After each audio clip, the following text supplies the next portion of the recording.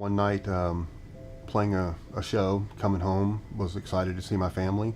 On the way home, started getting a chilly feeling, felt some pain running up my arm, and then my chest felt like a ton of bricks was on it, and I realized I was having a heart attack. The hospital that I went to just happened to be the wrong hospital. They took me to the back where they prepped me for surgery, which was a simple stent, and they forgot about me for 11 hours and my heart died.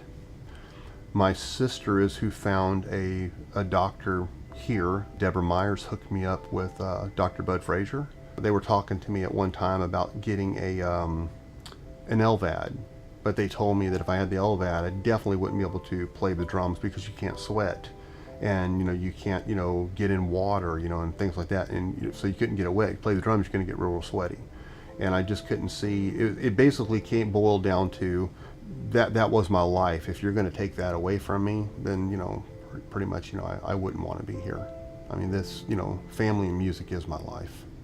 And Dr. Bud Frazier's team basically told me that I wasn't leaving here until I got a heart, and he was very determined on getting me that heart.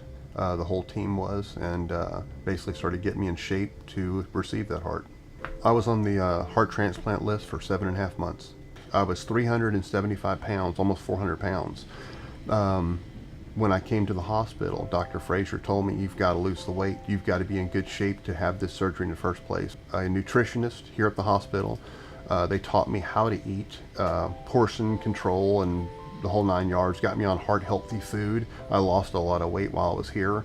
And then once I got the transplant, I had already lost a bunch of weight, but kept it going. And now I feel like I'm 19 years old, and it's helped me in life tremendously. There's things I can do now that I couldn't do then at all. I come visit patients. I try to come about once a month, or when somebody calls me. If they call me, then I'm right here, because I try to give back. I feel like being given a second chance is something not everybody gets, and I love to repay it any way I can.